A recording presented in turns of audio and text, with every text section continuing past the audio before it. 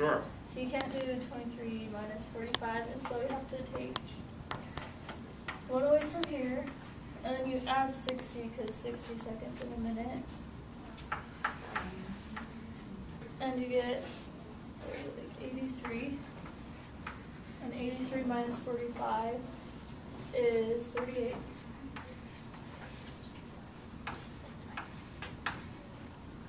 And then you can't do 18 minus 23, so you borrow from here and you add 60. Are we going to give it back? Oh, you exchange. What are we exchanging? 60 minutes for 1 hour. Is that equivalent? Yes. So equivalent exchange is a huge idea in this chapter. Okay? Let's get rid of carry. Let's get rid of borrow. Even with your own students. It's like, okay, we're going to carry. An equivalent exchange says I'm going to take something that has certain value and I'm going to exchange it for something that's the same value, equivalent exchange, that allows me to do the problem. Okay? Go, keep going. So then you add 60 that you exchange and get 78. 78 minus 23, which is 55. Yes. And you can't do 14 minus 15, so you're going to exchange There we go. 24 hours for 1 day.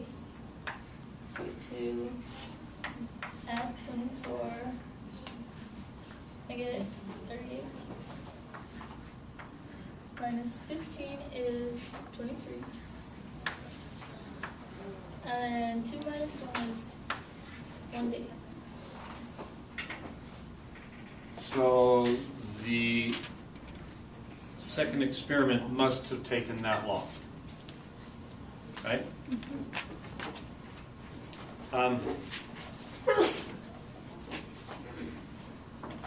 This is exactly like doing what?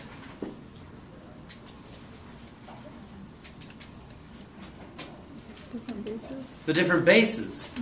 Except we have a mixed base here. When we go from here to here, what base are we in? 60s, right? When we get to 60s when we do the exchange. So these are 60s, and then we do a 60 again, right? And then we do a 24. We exchange a 24. But the idea is the very same. Can kids do this? Should they be able to do this? Yes. The idea is the same as the bases. They just need to be thinking the other way. Did anybody do this problem a different way? I just converted all of it into second. Would you show us what? Yeah. I don't even know if I wrote it down.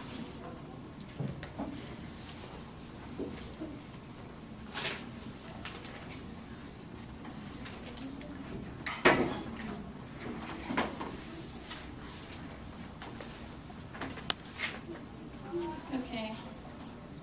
So I converted everything into seconds. So I took from here, and so I started with 23 seconds. And then I changed 19 into seconds. I don't know what that is. It's 19 times 60. Sorry. I didn't write any of this down. Somebody do the math for her here. Because we want to see if we get the same answer. 1,000.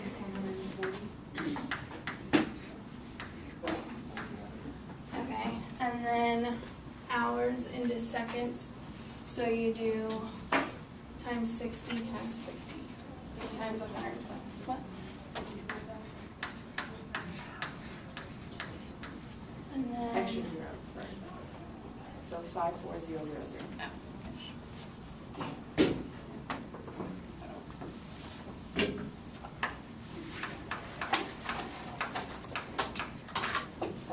And then days into seconds, so 24 times 120.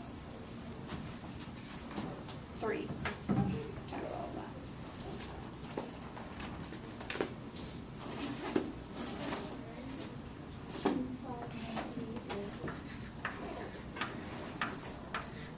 Like that.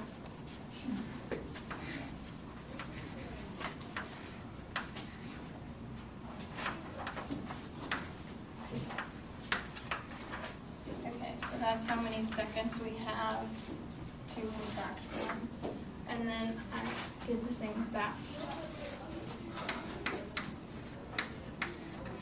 And then 23 times 60.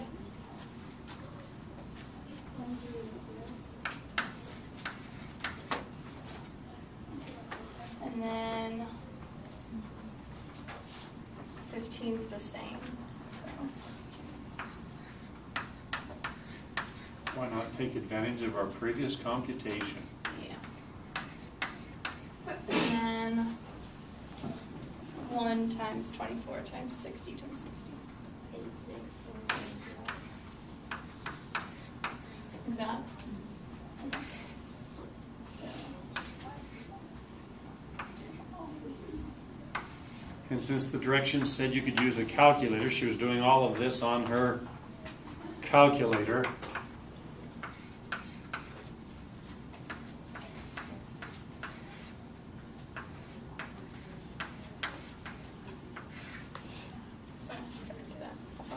You did that on your calculator as well? Yeah. Somebody got that for her? 5 months. Okay, and then I divided this by 60 And that will find out how many minutes. minutes are in it.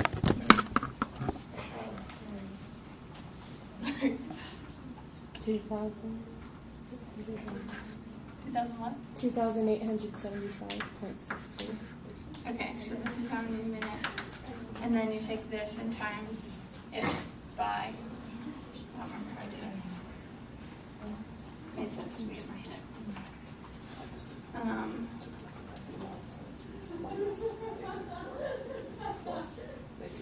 Divided by 24. Well, because you have to find out how many seconds are left. Oh. After you divide this by 60, you have to find out how many seconds are left. Because there's like point da da da da da. It doesn't go evenly. So how do you do that? And I can't remember if I did it. Somebody know? You take this and you times it by 60. And then whatever you get, you subtract it from this. That's what you do. Read. This is long. Does everybody know how to find remainders like when we're...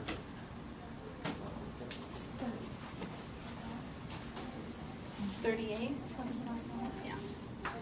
Because we get the same answer. That's how much. You take 2,875, times it by 60, and then subtract it from this. Now you take this and times it by 60 to get your hours. How many times 60 doesn't fit? So then you're going to multiply this by 60 to see the even number. This times 60. Just put divide by 60. I mean divide by 60? Yes. No, only the not the decimals. So that way you can get the remainder. Now times this by 60 This by 60. and subtract it from this. So it's going to be 38. So you'll get the remainder not in the decimal. It's super long, but it makes sense. Works though. This times 6 is 55. Or Then to divide this by 24, which is 1. I don't know. It's 1.9. Okay, then you do this times 24, subtract this, so you get 24. You get 23.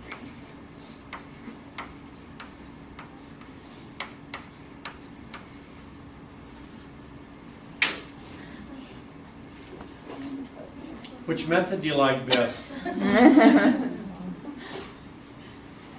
She know? Was she okay though? Yep. And when students are thinking different ways, do we want to always funnel them back into some other way? We're going to take up that question one more time in just a few minutes.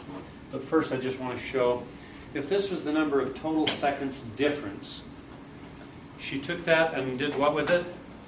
1, 7, 2, 5, 3, 8, right? Come on, where's it going?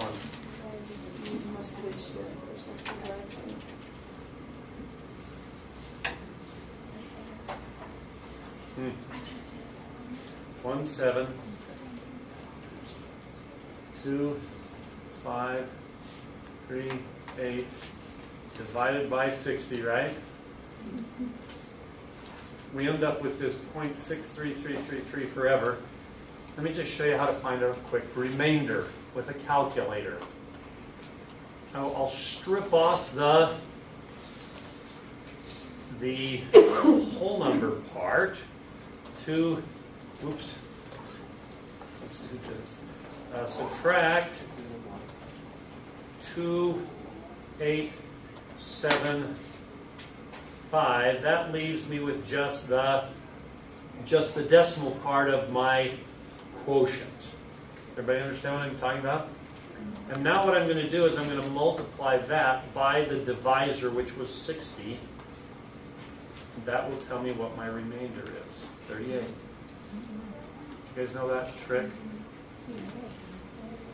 for finding a remainder? Now what we could have done, we could have taken the 2,875 times 60 and subtracted it from the 172538 and got the same thing. Right? You know what I'm talking about? Everybody see what we did? Why does that work? If you're going to use it, you should know. Questions? Any more questions from the quiz?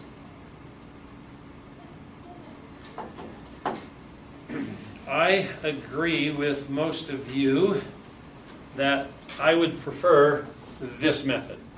A little more straightforward. With a calculator, this is not difficult. With a calculator, and if you know what you're doing. Okay? The thing that makes it difficult is you have to do two conversions. One to go to seconds and then one to go back when you're done, because I asked in terms of days, hours, minutes, and seconds, not total seconds. But there's nothing at all wrong with that. And let's talk for just a moment. We've been talking about, first I need somebody to give me a definition for this word.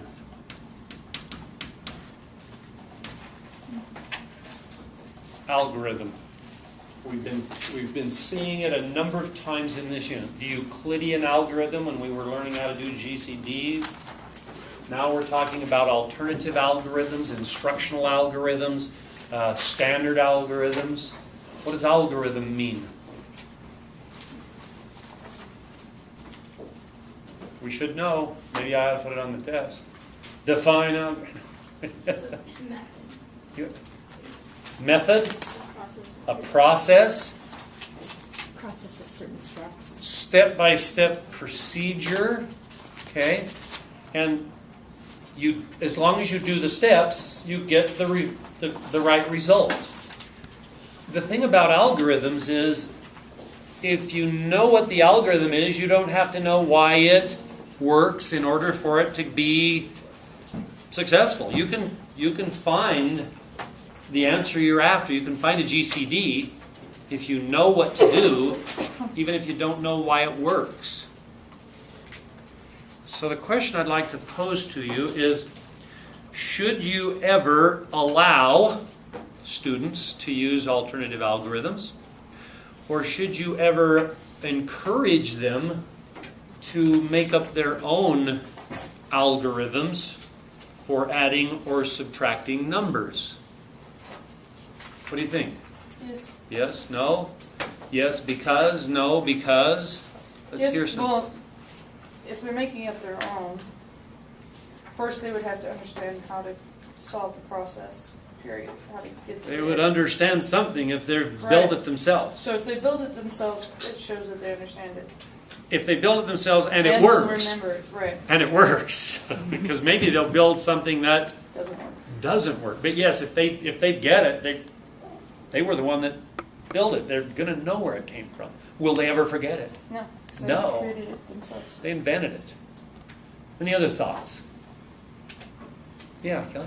I think absolutely we should let kids use alternative algorithms or things they make up on their own as long as they work. I mean, with the alternatives, absolutely, if they work with the ones they come up with on their own, like, work with them, make sure it works for everything so they're not getting things wrong and then getting, like, confused as to why they're getting things wrong. But I know for me with math, like, sometimes my teachers would explain things one way and it would just be way too hard, way too out there for me to understand. But going back to simple things or something that I could grasp better, I was able to get the right answers on the problem and do it in a way I understood, so I ended up getting better grades and somewhat understood what they were teaching. Yeah. One of the reasons that students don't like math, and you may be among them, is because your teacher said you must do it this specific way. Why would that cause a student to not like math?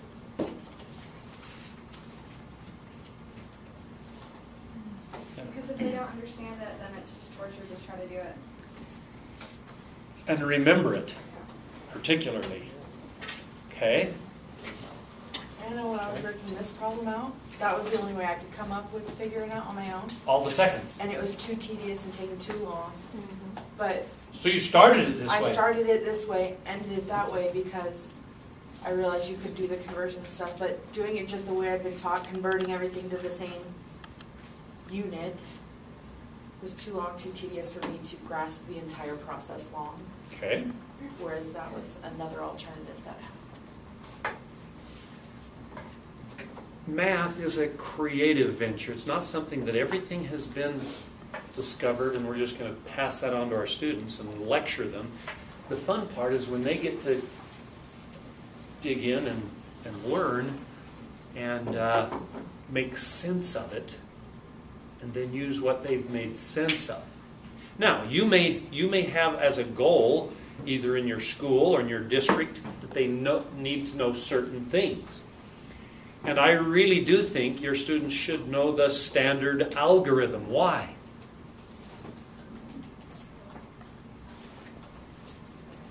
Why should they? They should at least be familiar with it so that it doesn't come as a shock to them if other teachers in classes, like in grades above, introduce that so that they can kind of refer back to it as, oh, I learned that before. I've seen that before. Yeah. That's not my favorite, but Yeah. I can do it. Yeah. Other teachers are going to call on it. And if you don't teach them the standard algorithm and you pass these students to the next teacher and the teacher's going to go, what is going on in that classroom? The kids may be sharp, they may be smart, but if they don't know what the teacher expects them to know, it's just we don't want to go to the standard algorithm first because it's too abstract. It's too...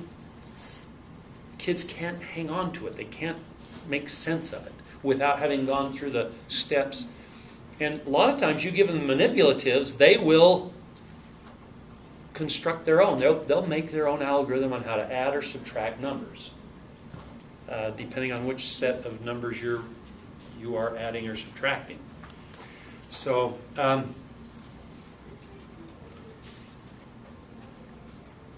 there's a couple of other things you need to be aware of when you're doing alternative algorithms.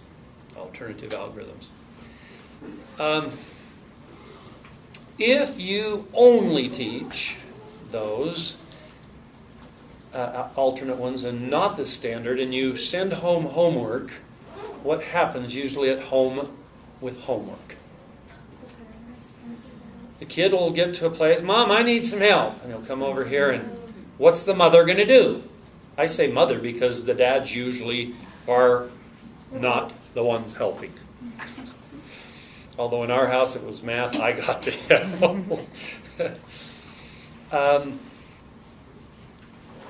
What's going to happen to the mom? She's going to do it the standard way. And the kid's either going to say, that's not the way the teacher's showing us how to do it. And then the mother's starting to go, I wonder what's going on in that classroom. Right? So, my suggestion is, well, if you're going to send it home, and I would probably say don't send it home. Do all the work in class with it. But if you are going to send it home, and I guess that's okay, send home a letter saying we're beginning this unit, and one of the things we're going to do is we're going to be learning different ways of adding and subtracting numbers than maybe you have been exposed to. That still makes it so the parent can't probably help. If the kid can't do it, how can they teach the parent how to do it?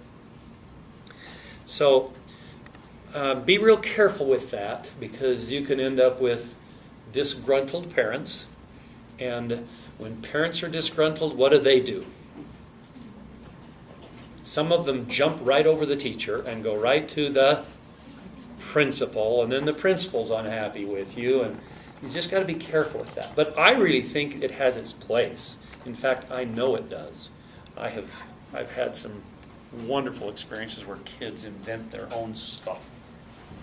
Mandy? I actually had a teacher who, the homework assignment was to sit with your parents and come up with alternative ways of doing a particular process. And there are some, and I hope you get a teach out of them, there are some curricula out there that not only allows but encourages students to invent their own, in which case that's part of the ongoing, So parents are aware of it because that's built into it from K through 6. They're doing it all the time. Yep. So, with that, let's jump into integers.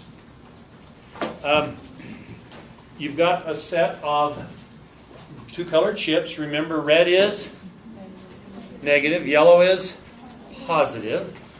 Let's see, we need to work in pairs. Let's do this. You two work together, and you two work together. Now, we've got, you want to come up here with Victoria again? Yeah? Oh, you didn't get any? You were taking your quiz elsewhere, and you're bringing yours up? Yeah. Does everybody have a partner now and a set of 2 colored chips? 3 work together? Guess we're... Okay, so we're going to start off real easy. Are you ready? We're going to use the put-together model, the set union model, where you get this set, and then you union them or put them together to get your answer. And just so we can hustle along, as soon as you and your partner have the correct answer, would you please come up, one of you run up here real quick and do the problem with the chips the way you did it with your partner quickly, so that we can keep this thing moving real quick. Nobody has the answer yet? Come on. All right, Kelly's first one up, right here. Let's see if this is the way you did it. Yeah, there's 3 yellows. Which chips do I use? Right there on the overhead. So, they're not quite focused, so there we go. So I did it the easiest way possible, and that is what I did. 2 plus 3. Okay, she's got the 2 sets there. Now, what do? Combine them. Put them together, and is she using the right color? And how do we get our answer? You can count them. And what color are they? Yellow. And how many? 5. So the answer is positive 5, right? This is easy, right? You knew that before we got to the 2 colored chips. Hang on. It gets a little bit. All right, next. Are we ready?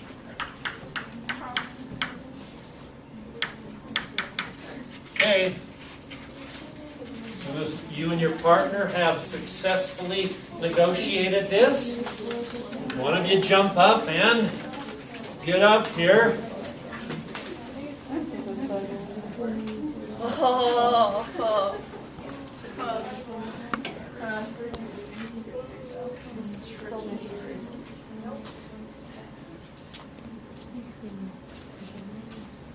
So there's 4 negatives.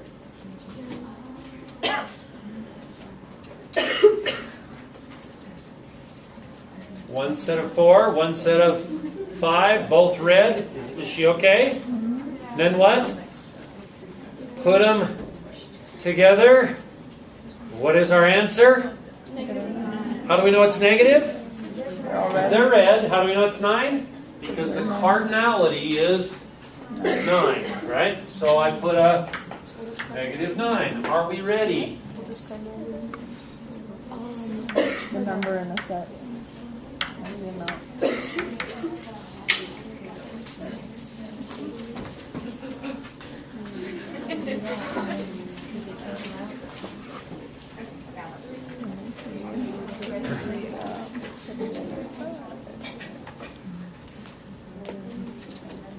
Okay, so you have these. And you put them together. You got the right sets put together? Okay. How do we know what the answer is? 3 yellow cancel out 3 red. What are those right there? Neutral pairs. Neutral pairs or zeros. So that 0 is there along with what? How do you know they're negative? Because they're red. -5. No rules to memorize, just thinking, right? And understanding. Are we ready? We've done a positive plus a positive, a negative plus a negative. We've done a positive plus a negative. Let's do a negative plus a positive.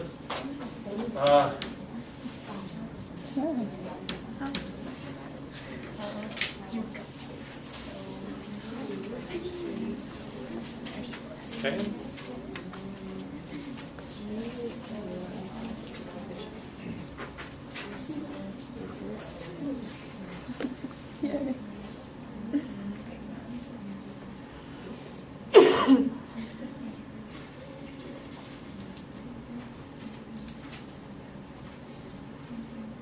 What's the answer?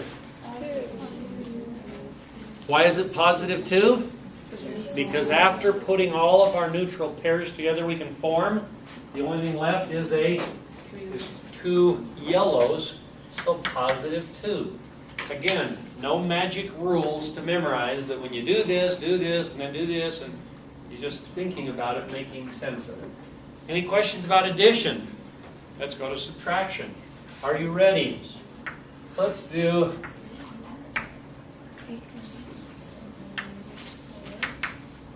let's use the takeaway model for now. The takeaway model.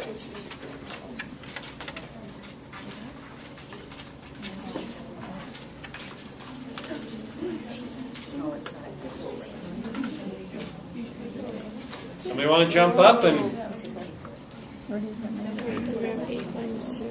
Right.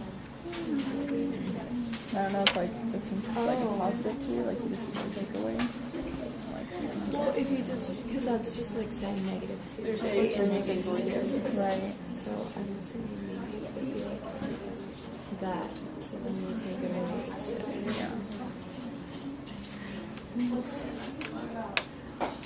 okay, clear off your board except for what we okay, what has she got up there?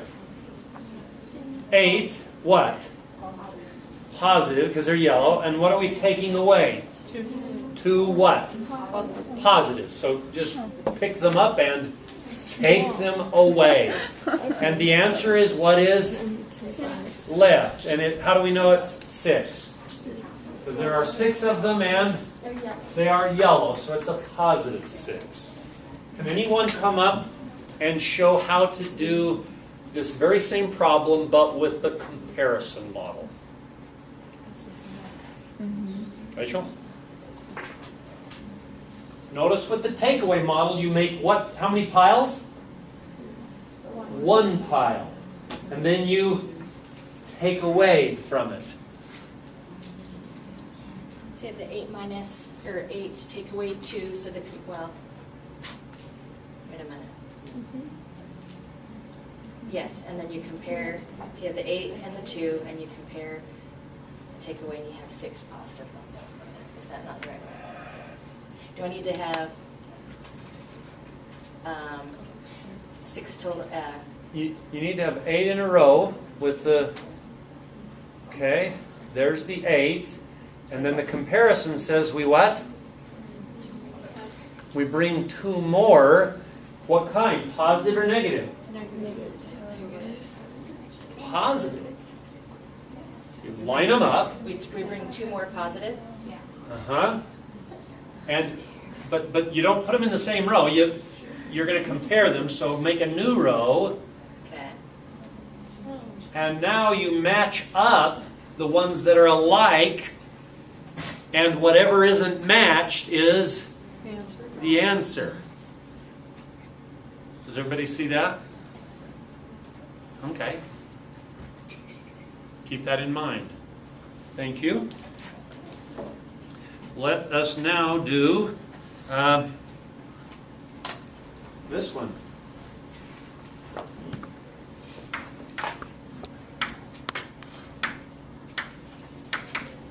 Okay.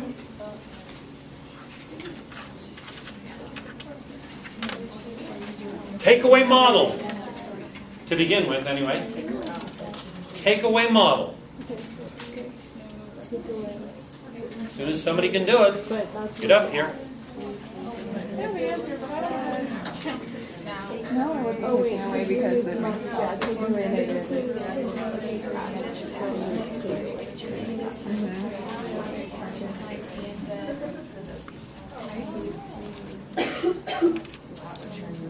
Okay, don't let her make a mistake.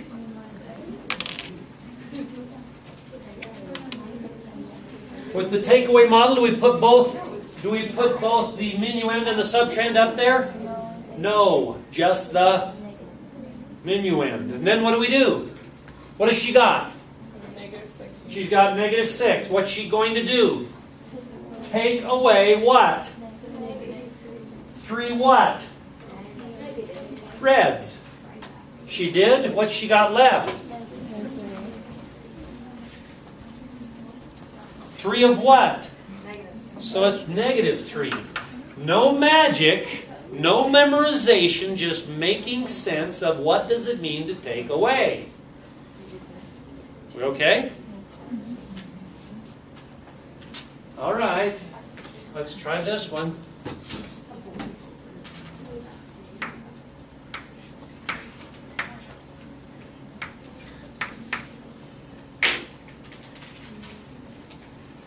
Ojo.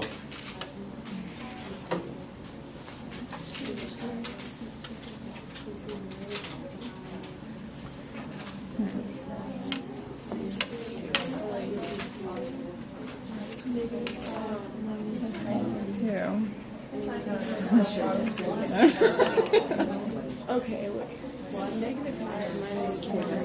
Can you do it? Get up here. That would take those out so they don't. Don't let her make a mistake.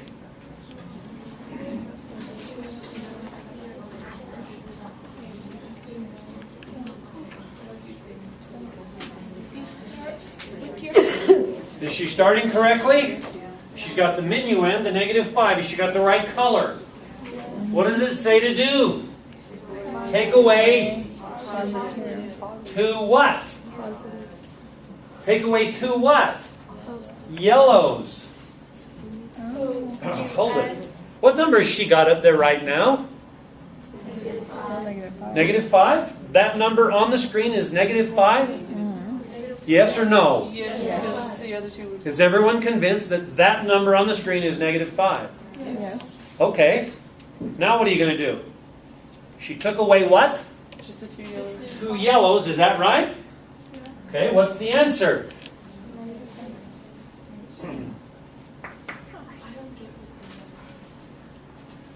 What? Samantha, she doesn't know what the yellows were there for. Start over again. Okay, so you start with the -5. And then you have Because of this. and And then it says, you have to take away +2, but you don't have +2. there are none to take away. So if you add 2 positives and 2 negatives, that's just What number is that? It's still -5. She just added 2 neutral pairs. What does that do to the number? Nothing. Nothing. The additive identity is 0. When you add it, it does nothing. Right? So then you just take away the 2 positives that you had to make 0, and you get your answer. No rules to memorize, just thinking about it. Now, if you can't take away, what do you need to do? Introduce zeros. How many zeros do you need to introduce? Well, she could have put on 100 of them, could she? Or 10 of them. But she only really needed 2 because she had to take away 2 yellows. Questions for Samantha? Thank you. Let's try another one. We've done positive minus a positive, negative minus a negative, negative minus a positive. Let's do a positive minus a negative. Let's try 3 subtract negative 4.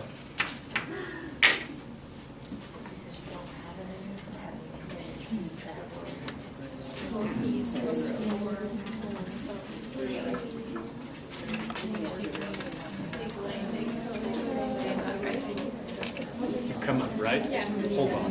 Thanks. Get up there. Do what? Take away. Can you do it? Start with 3, right? Can you do it? Okay. Yeah. We're going to take those away.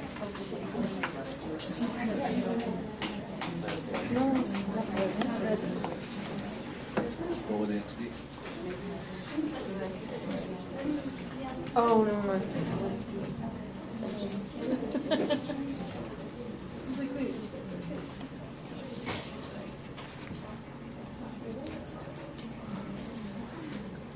Okay, she starts. Whoa.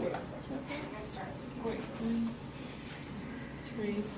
Yeah. Minus negative 4. 3. I want the number 3 up there, right? Okay, pull those clear off. And this says to do what? Minus negative Take away what? negative 4. 4 Reds. reds. It looks like it's impossible, right? But what number is up there on the screen right now? 3. Still the number 3. But now she's able to take away 4 reds. When she does, she gets what? What's our answer? 7. What kind of 7? Positive 7. Positive 7. Is this making sense? Yeah.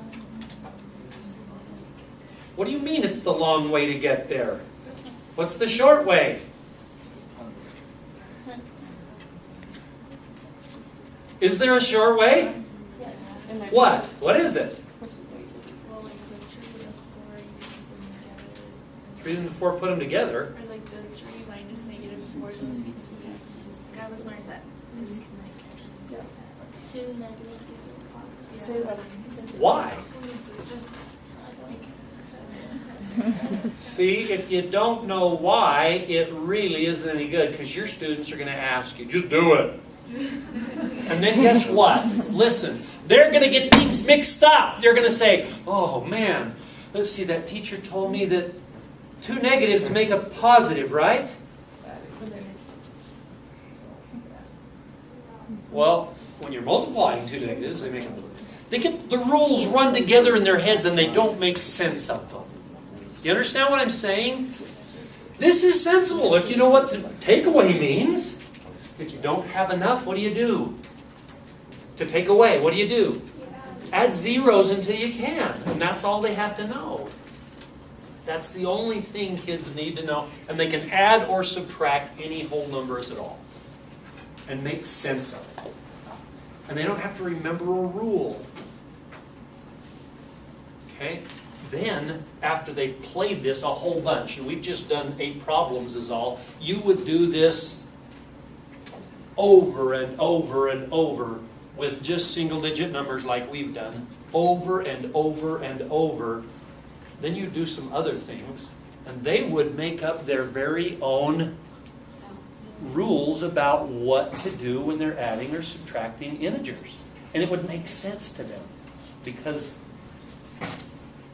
they're using things that make sense. Anybody have any questions at what we've done so far? I'm going to show you another way to help kids make sense of adding and subtracting. This is called using the 2-color chip model. What I'm going to show you now is what we call number patterns. They are extremely powerful in mathematics. And the whole key behind using number patterns to teach mathematics is start with something the kids know already. Okay? Then use a pattern to take them from the known into the unknown.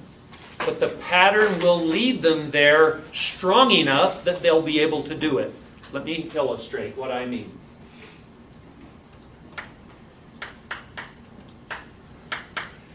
Class, what's 3 plus 4? And they'll tell me 7.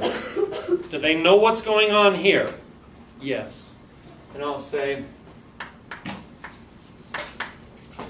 what's the answer, class?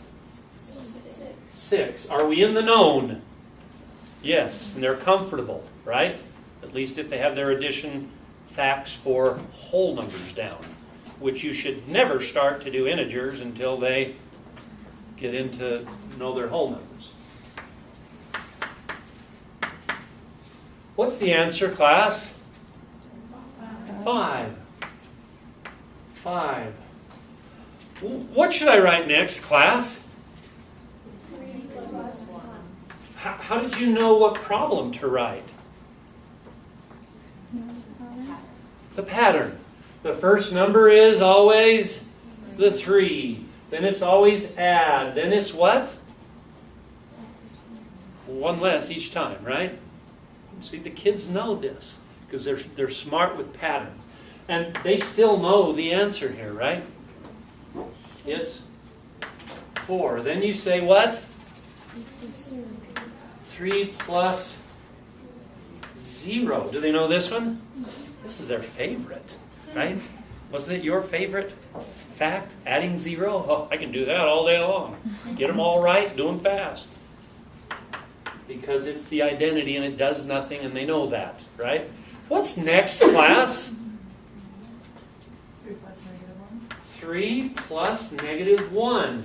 And they're going to go, I don't know what the answer is. I've never added negatives. But they'll get the answer. What will they say? And why?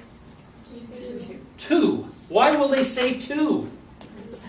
Because 7, 6, 5, 4, 3, it's got to be 2, right? It only makes sense that it's 2. They can answer that question and they don't need help. They don't need your help. All you got to do is start them in the known, get them going, and they'll go the rest of the way.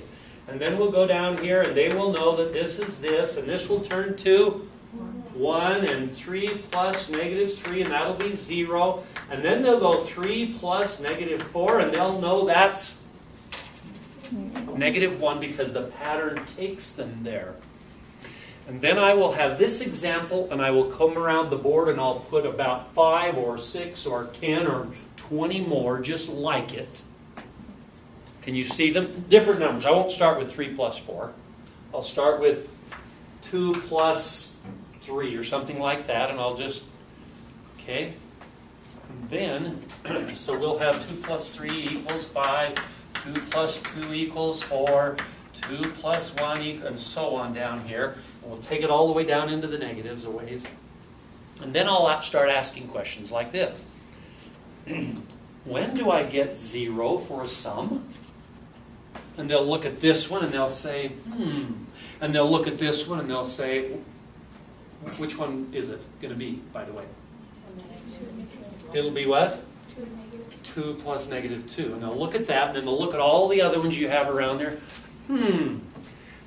They will decide what makes 0. Right?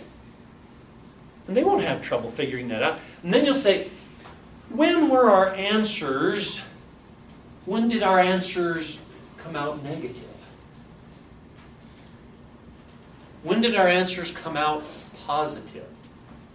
And they'll look at those patterns and they'll go, what will they answer? Does everybody see what we're doing? You ask the questions, they answer them themselves, and they end up seeing powerful patterns that will lead them to be able to write their own addition and subtraction rules, or algorithms, if you might say. They write them themselves. Does that make sense? Okay, tonight in the homework you will learn some additional methods for adding and subtracting integers that make sense. I just wish I could walk into a class like this and get me a big powerful magnet. Do you guys know that if you were to take a floppy disk or a, you guys don't, you know what cassettes are, don't you? Okay. Cassettes or 8 tracks or whatever. Did you know that a cassette is just a piece of plastic tape with little metal, and what happens is when you record it, the metal on there lines up in such a way that and you can take, if you take a very extremely powerful magnet and pass it across a cassette tape, it wipes the tape completely blank. If you put a floppy disk next to a powerful magnet, It's the same thing with computers. Yes. That's why most computer hackers will have huge magnets when you go past their door so that any FBI people come through, everything is wiped clean. Anything to, yeah, take it out.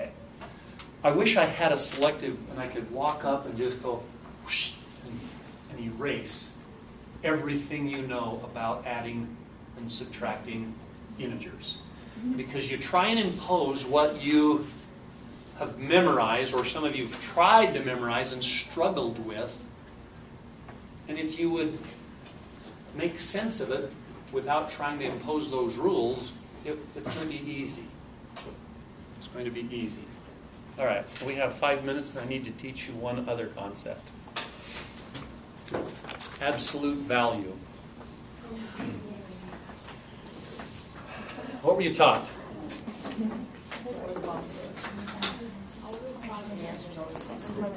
The answer is always positive. So if I take absolute value of 3, it's 3.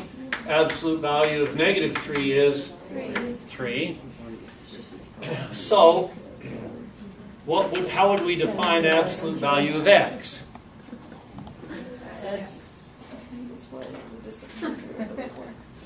What's that? Oh, I overheard he says something. he's learned that it's whatever the distance from 0 is, which is Oh. one thing I've learned. But On the number line, if you put x, it doesn't work. how far from 0 is the number 3? 3. How far is negative 3 from 0? 3. So this is how far x is from 0. Right? So we could do x and 0 here, because that's the same thing as that, right? In fact, if you write a minus b, that means the distance between the two numbers a and b on a number line. And it doesn't matter what numbers you put in there. Let's try it. 5 and 3. 5 minus 3, how far apart are they? 2, right? What if I went 3 minus 5? How far apart are they? 2. They're 2, right? What about this? The number negative 2 and 6. How far apart are they? From negative 2, there's 0, negative 2, up to 6. How far apart are they? 8. Well, let's look. Negative 2 subtract 6. What's the distance? Well, negative 2 minus 6 is negative 8. Absolute value of negative 8 is 8. If I go 6 minus a negative 2, see, it doesn't matter the order I put the numbers in. A and B can be switched back and forth. The distance from 6 to negative 2 is 8 still, right?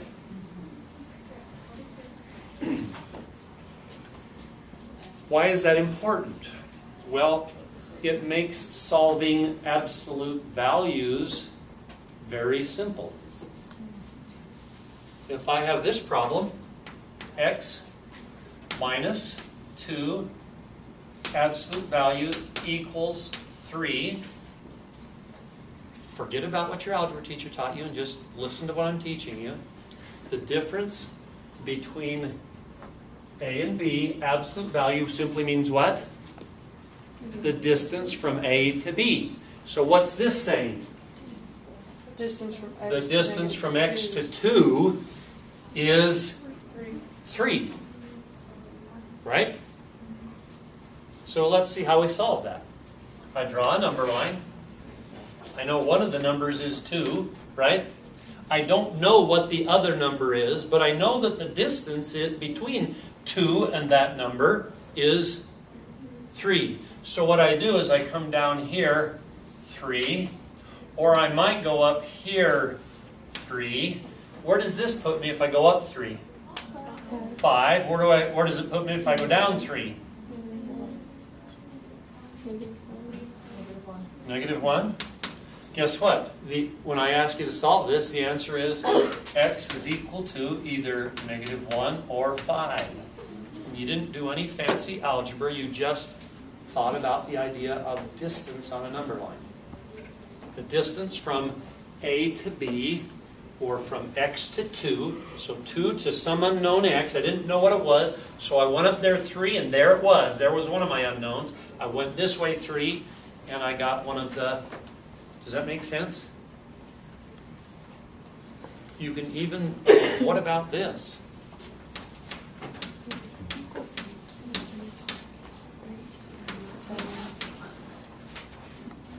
No, because it's from Now what? X is minus 2, which will be 3. The little trick we gave you, A minus B is the distance, but this isn't minus, it's Still the distance. It's plus.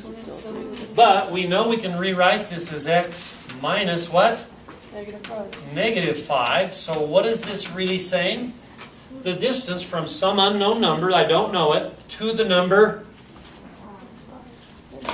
-5 is 2. Well, let's figure out what that is. There's -5. The distance is how far? 2. Maybe it's 2 this way, or maybe 2 this way. Where am I now? -3. Where am I here? -7. Guess what the answer to this is? X is -7 or -3. And all we're doing is thinking about it in terms of distance on a number line. Okay? So what you want to write down is this right here. And what does this mean?